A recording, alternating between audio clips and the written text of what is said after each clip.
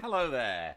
Sissy Lala, hi, as you said, and Pauline and Ali and... Ooh, I forget who else was there, but welcome everyone who's here now. I'm Gildart, and this is Fireside Reading. I'm so glad you've joined me. I'm so glad that you join me so regularly, so many of you. It's lovely to have you here. And what we do here, very simply, is I sit in front of the fire and I read to you guys. I've been reading books since we got locked down, and we are continuing. We've read many books. If you want to see them, you can either look on Instagram or you can find them on the YouTube channel Fireside Reading, or you can go to firesidereading.com for an overview of all the things that Fireside Reading has become in the last couple of years, including books, possibly Christmas presents for your children that you can... I've read the great books for children, Peter Pan and Black Beauty and The Wizard of Oz and Through the Looking Glass, and just I've done 16 books. They're wonderful books, and it's simply me sitting in front of the fire. It's a little bit better quality than this. This is just me with my iPhone, but we had a proper production. They looked like a movie, and but the principle is the same. I'm just sitting there reading to you these wonderful books that are old and tested. And please get them as Christmas presents for your young relations if you would like. At the moment, we are enjoying Agatha Christie, and I'm not going to be reading tomorrow or Sunday. It's a busy day for the Jackson family. Our oldest daughter is in a play in New York, and Laura and I are going to Nevada to read a couple of short stories. They're both great, and I'll post about where that all is. But unless you're in Henderson, Nevada, which I think is close to Las Vegas, you probably won't be able to come. But if you're there and you want to come, please do come and say hello to us afterwards. But meanwhile, let's get back to today, and I'm going to leave you, I'm very sorry to say, with a cliffhanger, which is rather pleasing with this type of book. Let's push on. Welcome to a fireside reading of The Murder of Roger Ackroyd by Agatha Christie, Chapter 21, The Paragraph in the Paper. Caroline, of course, had not failed to see Miss Russell come to the surgery door. I had anticipated this and had ready an elaborate account of the lady's bad knee, but Caroline was not in a cross-questioning mood.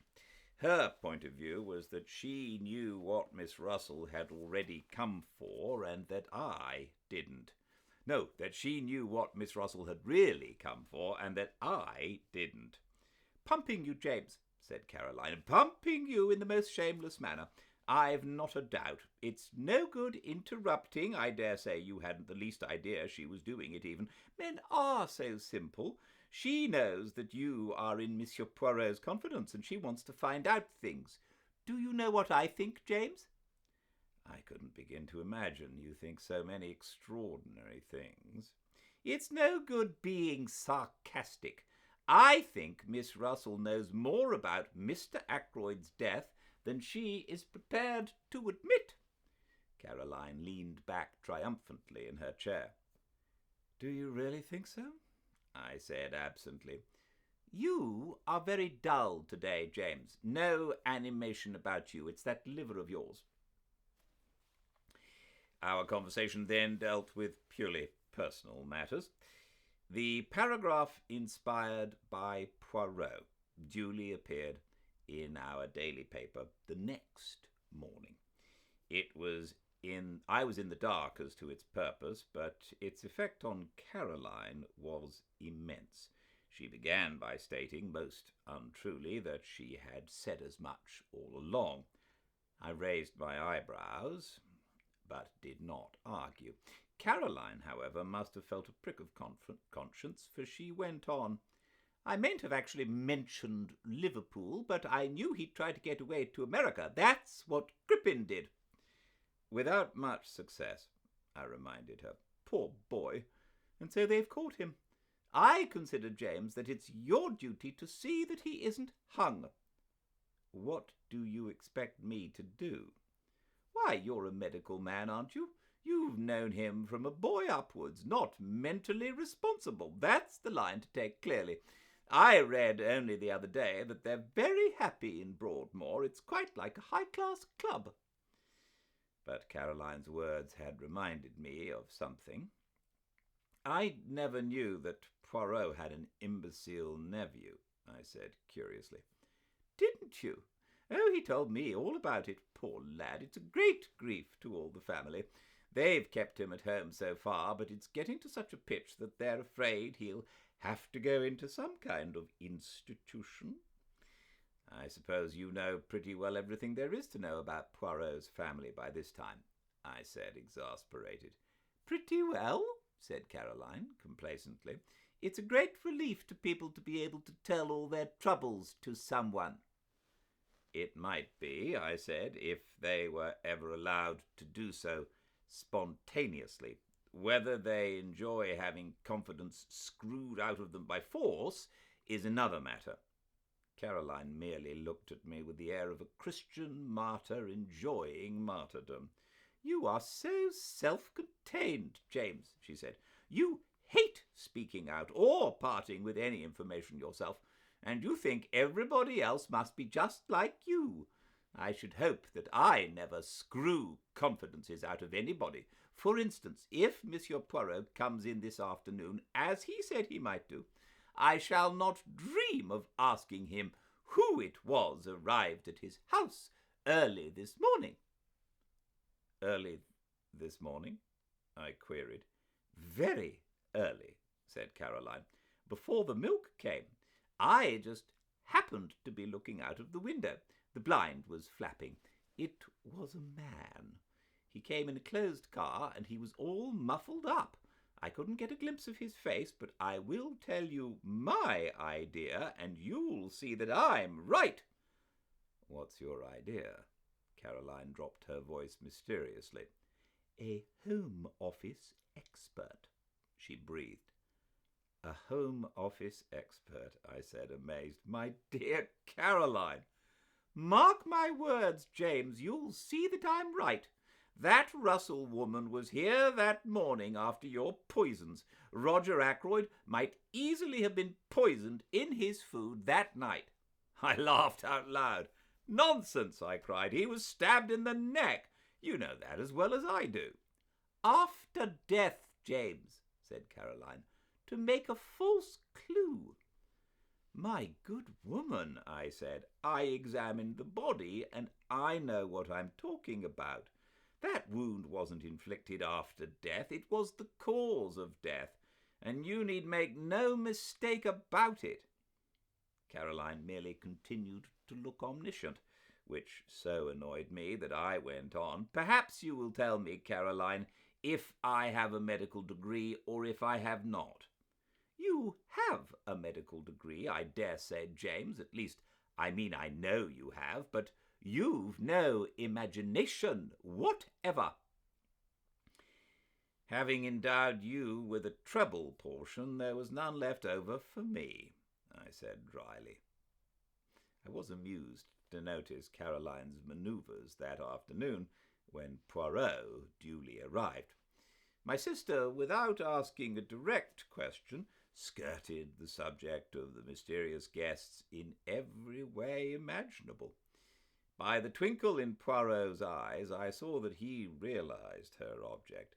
He remained blandly impervious and blocked her bowling so successfully that she herself was at a loss how to proceed.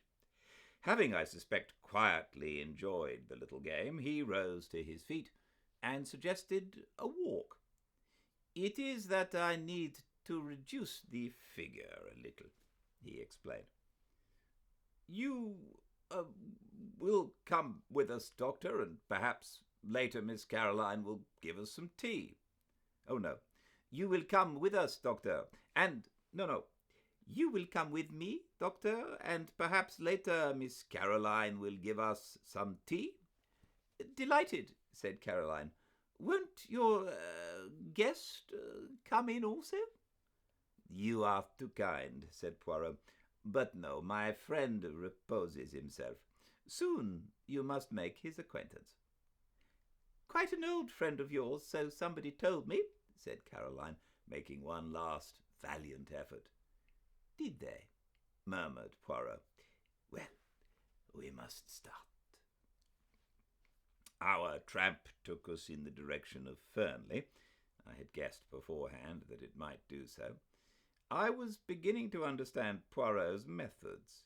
Every little irrelevancy had a bearing upon the whole. I have a commission for you, my friend, he said at last. Tonight, at my house, I desire to have a little conference. You will attend, will you not? Certainly, I said. Good. I need also all those in the house, that is to say, Mrs. Ackroyd, Mademoiselle Flora, Major Blunt, Mr. Raymond. I want you to be my ambassador. This little reunion is fixed for 9 o'clock. You will ask them, yes? With pleasure, but why not ask them yourself? Because they will then put the questions, why, what for? They will demand what my idea is. And as you know, my friend, I much dislike to have to explain my little ideas until the time comes. I smiled a little. My friend Hastings, he of whom I told you, used to say of me that I was the human oyster. But he was unjust. Of facts I keep nothing to myself, but to everyone his own interpretation of them. When do you want me to do this? Now, if you will. We are close to the house. Aren't you coming in? No, me, I will promenade myself in the grounds. I will rejoin you by the lodge gates in a quarter of an hour's time. I nodded and set off on my task. The only member of the family at home proved to be Mrs. Ackroyd, who was sipping an early cup of tea. She received me very graciously. So grateful to you, Doctor, she murmured, for clearing up that little matter with Monsieur Poirot. But life is one trouble after another. You have heard about Flora, of course. What exactly?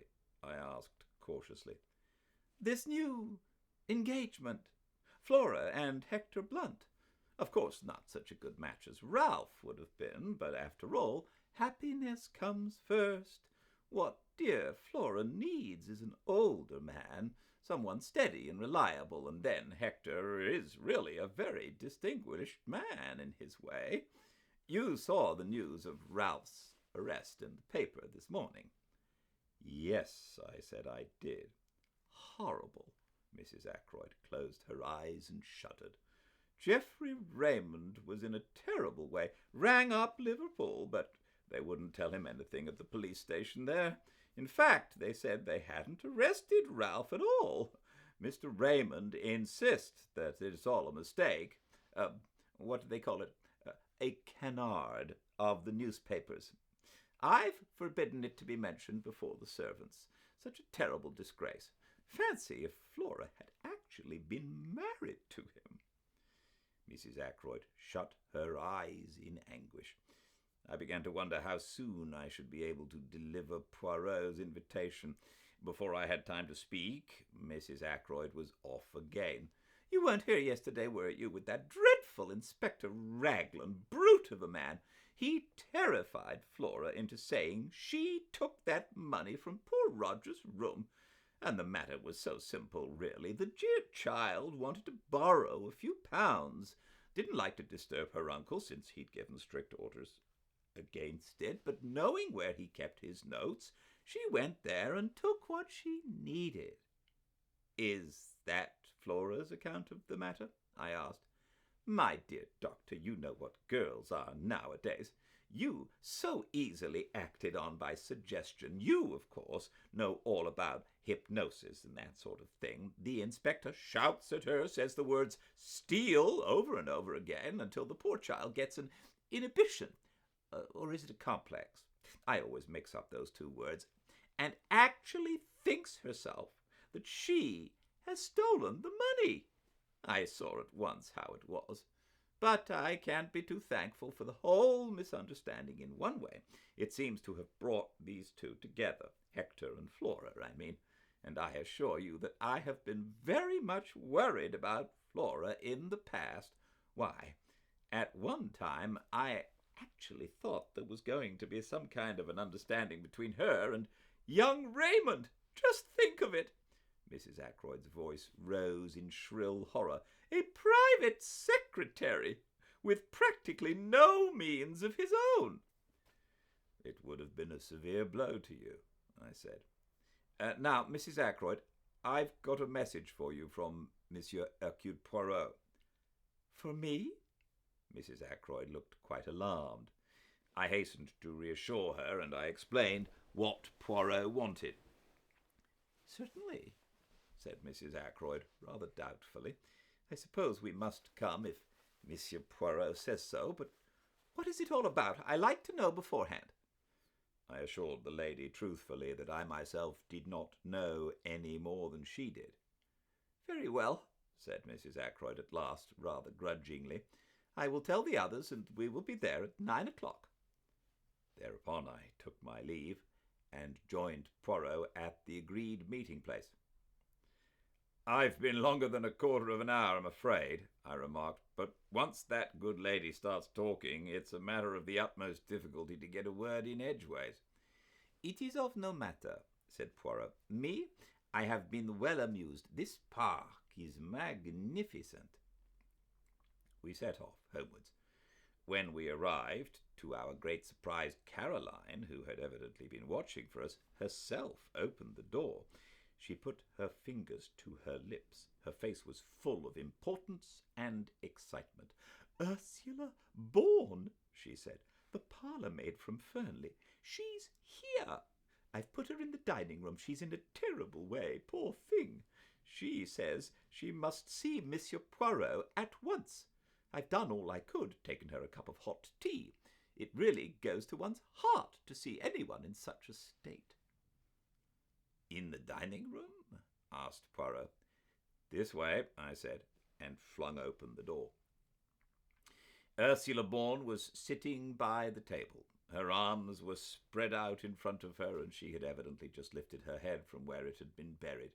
Her eyes were red with weeping. Ursula Bourne, I murmured. But Poirot went past me with outstretched hands. No, he said, that is not quite right, I think. It is not Ursula Bourne, is it, my child? But Ursula Peyton, Mrs.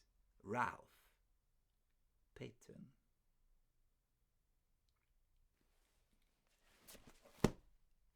Bum, bum, bum. More on Monday. We will find out how Ursula Bourne and Ralph Peyton got married and when and why and all the intricacies on Monday. Sorry to leave you in the lurch, but it was rather a perfect time to do so, it turned out. So no reading Saturday and Sunday, but back again to find out what happened and who done it on Monday. I think we will be reading this book for about the next week, and then we will be done. Whereupon, I think we'll find the next in our line of books to read, which I think is going to be The Sun Also Rises, just so you know. All right, great. Have a lovely weekend, and I will report back as to how our reading went in Nevada on Monday. But until then, I hope you all stay very, very well indeed. Bye-bye.